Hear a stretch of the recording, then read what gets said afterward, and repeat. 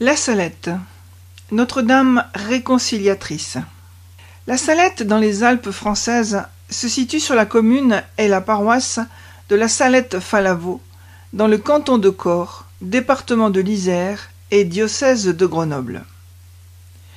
Le 19 septembre 1846, 16 ans après les apparitions mariales de la rue du Bac, à Paris, et 12 ans avant les fameuses apparitions de Marie à Lourdes, notre Sainte Mère apparut à environ 3 heures de l'après-midi, en plein soleil, sur une montagne de 2000 mètres, dans les Alpes françaises, à quelques kilomètres du village de la Salette-Falavo, pleurant à 2 jeunes bergers.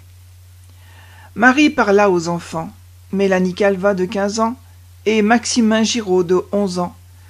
Elle leur parla de beaucoup de choses qui faisaient souffrir son fils.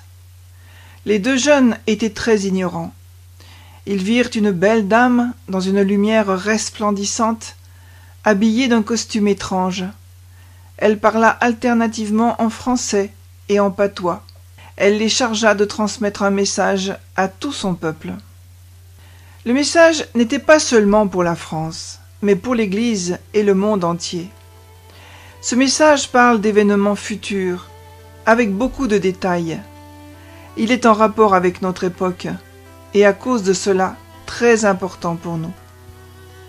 L'apostasie que nous connaissons avait été prédite à la Salette, de même que la raison de la domination et de la puissance du démon dans notre monde d'aujourd'hui. Mais Marie annonce sa perte de puissance. Notre-Dame se plaint de l'impiété des chrétiens et les menace de vivre divers châtiments s'ils persévèrent dans le mal. Elle promet néanmoins la miséricorde de Dieu s'ils se repentent. Monseigneur de Bruyères déclara le 16 novembre 1851 que l'apparition de la Sainte Vierge était vraie. Il autorisa le culte de Notre-Dame de la Salette. Bientôt, plusieurs miracles furent attestés sur la montagne de la Salette. Une église fut construite en 1852, qui fut bientôt élevée au rang de basilique.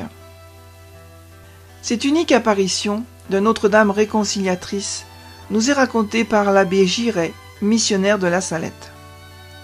C'était le 19 septembre 1846, veille de la fête de Notre-Dame des 7 douleurs, vers 3 heures de l'après-midi. Il n'y avait pas de nuages au ciel, pas de brouillard dans l'air. À ce moment-là, par un soleil radieux qui rendait impossible toute illusion, toute supercherie, un prodige eut lieu sur la montagne, à 1800 mètres d'altitude, en présence de 2 petits pâtres. Une belle dame apparut soudain, aux yeux émerveillés de Pierre-Maximin Giraud et de Françoise Mélanie Calvat Mathieu. Les 2 enfants, dont l'un avait 11 ans révolus et l'autre près de 15 ans, étaient nés à Corps et avaient comme trait commun leur origine, leur pauvreté, leur ignorance, leur innocence et même leur profession de berger. Maximin et Mélanie, ces 2 enfants se connaissaient à peine. Maximin ne rencontra Mélanie pour la première fois que le jeudi soir 17 septembre. Le lendemain, il s'occupait surtout à mettre des pierres les unes sur les autres pour faire des paradis ornés de fleurs alpestres, et c'est là, sur ce paradis, que nous verrons s'asseoir la belle dame. Le 19, ils se retrouveront au même endroit, c'est-à-dire au Mont-sous-les-Besses avec leurs petits troupeaux. Vers midi, au sang de l'Angélus, ils mènent boire leurs vaches à la fontaine des bêtes, puis ils remontent jusque dans le vallon où coule la Sésia, qui est alimentée par la fontaine des hommes, située un peu plus haut.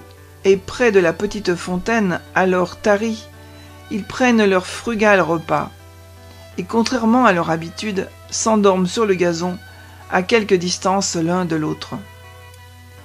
Vers 2h30, Mélanie se réveille brusquement la première, et réveille Maximin.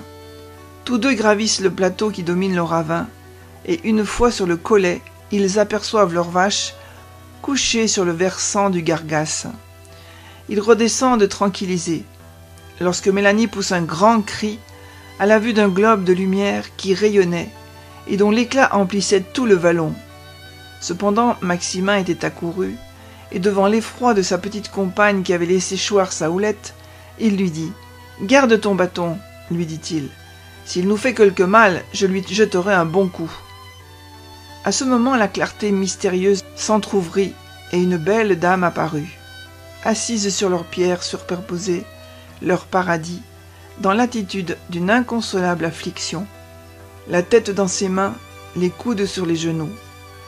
Bientôt elle se lève de son siège rustique, puis, interpellant les petits pâtres, et faisant quelques pas vers eux, elle leur dit « Avancez, mes enfants, n'ayez pas peur, je suis ici pour vous conter une grande nouvelle. » Rassurés, ils descendent jusque dans le jardin et s'approchent de la vision qu'ils peuvent contempler à leur aise.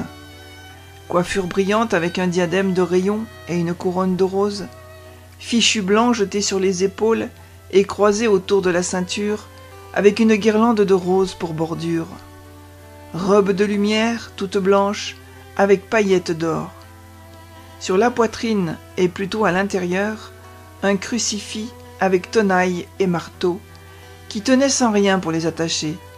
Mais pour soutenir la croix et son Christ, il y avait une petite chaîne passée autour du cou, puis une seconde chaîne, en forme de galon et sans anneau, semblait de son poids très lourd écraser les épaules, comme pour symboliser le fardeau de nos péchés. Enfin, c'était un tablier jaune d'or, humble livrée de la servante du Seigneur, et des souliers blancs avec boucles d'or et touffes de rose. Le visage était divinement beau, mais empreint d'une profonde tristesse. Mélanie vit les larmes qui tombaient des yeux de la Sainte Vierge pour s'évanouir dans la lumière comme des étincelles de feu. Elle observa que les mains étaient croisées l'une sur l'autre dans les manches de la robe, que les oreilles aussi étaient cachées comme les cheveux sous une sorte de coiffe. Écoutons les plaintes de cette reine mère affligée. Si mon peuple ne veut pas se soumettre, je suis forcée de laisser aller le bras de mon fils. Il est si lourd et si pesant que je ne puis plus le retenir, depuis le temps que je souffre pour vous. Si je veux que mon fils ne vous abandonne pas, je suis chargée de le prier sans cesse pour vous. Et vous autres, vous n'en faites pas cas. Vous auriez beau prier, beau faire, jamais vous ne pourrez récompenser la peine que j'ai prise pour vous. Je vous ai donné 6 jours pour travailler. Je me suis réservé le 7e, et on ne veut pas me l'accorder. C'est ça qui appesantit tant le bras de mon fils. Ceux qui conduisent des charrettes ne savent pas jurer sans mettre le nom de mon fils. Ce sont les 2 choses qui appesantissent tant le bras de mon fils. Si la récolte se gâte, ce n'est rien qu'à cause de vous autres. Je vous l'ai fait voir l'année dernière par les pommes de terre. Vous n'en avez pas fait cas. C'est au contraire, quand vous trouviez des gâtés, vous juriez et vous mettiez le nom de mon fils. Elles vont continuer à pourrir, et à Noël, il n'y en aura plus. Mélanie regarde Maximin comme pour lui demander ce que signifiaient les paroles de la belle dame. Mais la Sainte Vierge leur dit aussitôt « Ah, vous ne comprenez pas le français, mes enfants. Je vais vous le dire autrement. » Elle reprend alors en patois de corps ces dernières phrases. « Si vous avez du blé, il ne faut pas le semer. Tout ce que vous sèmerez, les bêtes le mangeront, et ce qui viendra tombera en poussière quand vous le battrez. Il viendra une grande famine. Avant que la famine vienne, les enfants au-dessous de 7 ans prendront un tremblement et mourront entre les bras des personnes qui les tiendront. Les autres feront pénitence par la famine. Les noix deviendront mauvaises et les raisins pourriront. » Puis Mélanie et Maximin reçoivent chacun un secret. Ensuite, la Sainte Vierge continue son discours de manière à être entendue des 2 bergers, en leur disant « S'ils se convertissent, les pierres et les rochers se changeront en monceaux de blé, et les pommes de terre seront ensemencées par les terres. Faites-vous bien votre prière, mes enfants, leur demanda-t-elle ensuite.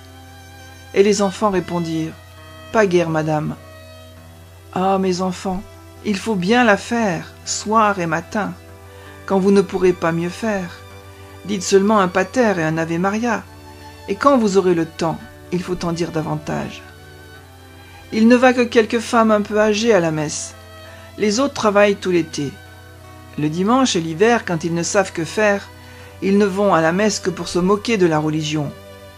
Le carême, ils vont à la boucherie comme des chiens. » Puis la Sainte Vierge ajouta : « N'avez-vous jamais vu du blé gâté, mes enfants ?» Tous deux répondirent : « Oh non, madame. » Alors elle dit à Maximin : « Mais toi, mon enfant, tu dois bien en avoir vu une fois vers la terre du coin avec ton père. Le maître de la pièce a dit à ton père : Venez voir comme mon blé se gâte. Vous y êtes allés tous les deux. Ton père prit 2 ou 3 épis dans sa main, les froissa, et tout tomba en poussière. Puis quand vous reveniez, il n'était plus qu'à une demi-heure de corps. Ton père te donna un morceau de pain en te disant : Tiens, mon enfant, mange encore du pain cette année, car je ne sais qui en mangera l'année prochaine, si le blé continue encore à se gâter comme ça. Et Maximin répondit : Oui, c'est bien vrai, madame, je ne me le rappelais pas. La Sainte Vierge termina son discours par ces paroles prononcées en français : Eh bien, mes enfants, vous le ferez passer à tout mon peuple. Elle traversa le torrent de la Sésia, et sans se retourner vers eux, elle dit une seconde fois : Eh bien, mes enfants, vous le ferez passer à tout mon peuple. Puis elle se dirige vers le plateau, d'où elle s'élève au-dessus de la terre, pour regagner ensuite les hauteurs sereines du firmament et du paradis. L'eau de la petite fontaine s'était remise à couler. Le message de la Salette est sans doute un des plus graves qu'il y ait eu dans l'Église. L'apparition de la Salette est une chose importante, car les premiers mots de la Vierge qu'elle dit aux bergers sont qu'elle vient pour leur annoncer une grande nouvelle. La Mère de Dieu descend sur une montagne de France pour donner un message particulièrement grave. Mais la Mère de Miséricorde ne vient pas seulement pour faire des reproches à son peuple, mais donner aussi des remèdes contre les péchés qui ont envahi le monde et qui font penser à l'approche de cet Antéchrist non personnifié dans l'Apocalypse. L'essentiel du message tient dans les conseils que Notre-Dame réconciliatrice donne au monde. Convertissez-vous, priez, suivez les commandements de Dieu, aimez l'Église.